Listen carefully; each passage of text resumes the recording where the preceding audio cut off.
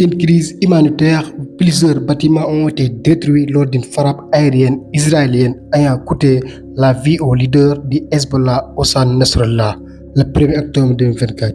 Israël et le Hezbollah semblent sur la voie d'une guerre totale qui pourrait embrasser toute la région. Après une semaine d'escalade marquée dans leur conflit de longue date suite à plusieurs jours de bombardements sur Beyrouth et le sud du Liban, Israël a annoncé que son armée avait lancé un génocide des incursions terrestres limitées et ciblées contre Hezbollah. Salut et bienvenue sur votre chaîne Géopolitique Info. Regardez jusqu'à la fin pour comprendre l'invasion de Liban par l'Israël.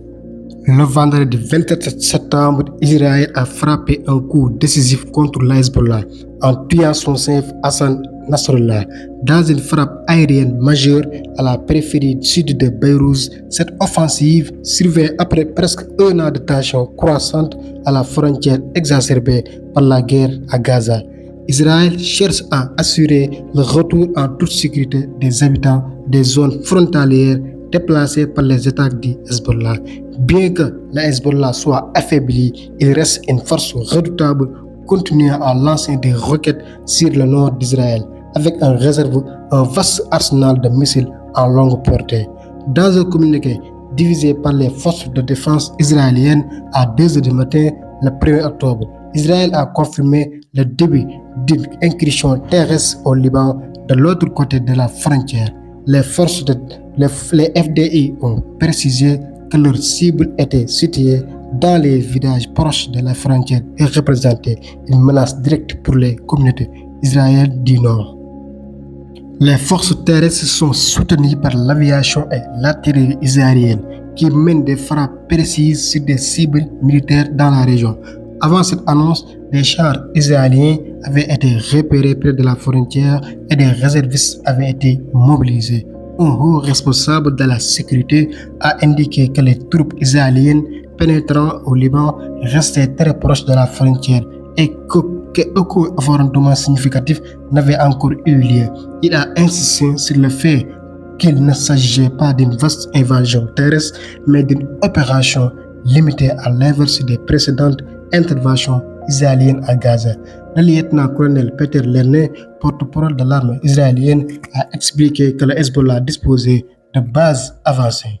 Israël a lancé une offensive majeure contre le Liban marquée par des frappes aériennes intensives et l'assassinat du chef du Hezbollah, Hassan Nasrallah. Cette escalade intervient après des mois d'hostilité à la frontière, notamment liées aux tensions persistantes à Gaza. L'État hébreu justifie ses actions par la nécessité de protéger ses civils vivant dans les zones frontalières souvent ciblées par les attaques du Hezbollah.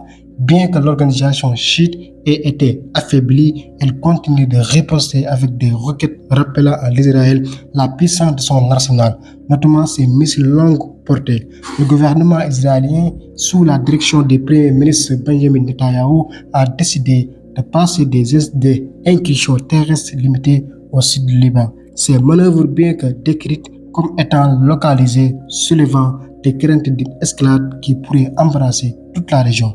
Vendredi 27 septembre, Israël a marqué un tournant dans ce conflit en tuant Nasrallah lors d'une frappe ciblée par Beyrouth, infligeant ainsi un coup dur à la structure de commandement de Hezbollah. Israël cherche également à établir une zone tampon au sud du Liban, éloignant ainsi les forces du Hezbollah des zones habitées par des civils israéliens. Ce projet permettait le retour des milliers de résidents déplacés. Les ONG s'appelant un gouvernement défiant pour sécuriser les déplacés. Au Liban, frappé par une vaste offensive militaire israélienne, les organisations humanitaires locales et internationales s'activent pour répondre à l'urgence. Plus d'1,2 million de personnes ont quitté leur domicile pour échapper aux violents bombardements et aux opérations militaires dans le sud du pays. Face à l'ampleur de la crise et à une atmosphère de terreur, ces organisations s'efforcent à combler les lacunes d'un temps impuissant.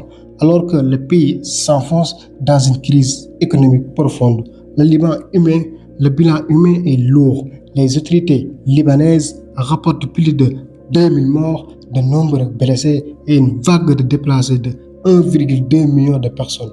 Alors qu'Israël a su cibler les positions du Hezbollah dans le sud et l'est du Liban, ainsi que dans certaines zones de Beyrouth, les populations civiles en subissent directement les conséquences. Les ONG déjà très actives intensifient leurs efforts pour soutenir les populations dévastées dans un pays où près de 80% des habitants vivent désormais dans la pauvreté, selon l'ONU.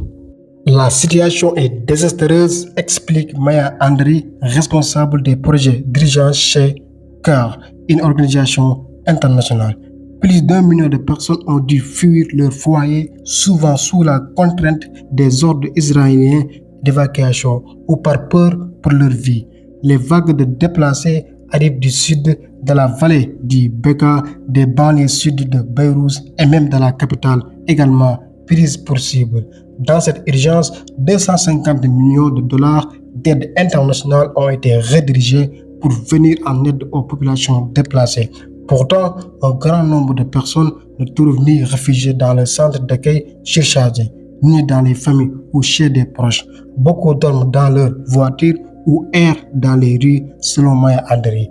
Les 860 centres d'hébergement ouverts dans les écoles et universités sont saturés, laissant des milliers de personnes sans abri. Cette crise frappe particulièrement les enfants qui constituent près de la moitié des déplacés, d'après les chiffres de CAR. Le Hezbollah, bien qu'affaibli par la mort de son leader et les frappes israéliennes, conserve une force de frappe considérable avec des milliers de combattants et une importante réserve de missiles. L'Iran, principalement soutien de Hezbollah, se trouve également dans une situation délicate car cette attaque affaiblit son réseau régional de ministres alliés. Téhéran pourrait envisager de riposter par l'intermédiaire des Houthis au Yémen ou d'autres groupes affiliés, mais la prudence est de mise pour éviter une confrontation directe avec les États-Unis. En parallèle, le Liban subit de plein fouet les conséquences humanitaires de cette guerre. Le ministère libanais de la Santé a rapporté que plus d'1 millier de personnes ont perdu la vie à raison des frappes israéliennes et près d'1 million de civils ont dû fuir leurs maisons débordées, les infrastructures d'accueil du pays. Du côté israélien, l'opération est perçue comme une victoire stratégique selon Benjamin Netanyahu.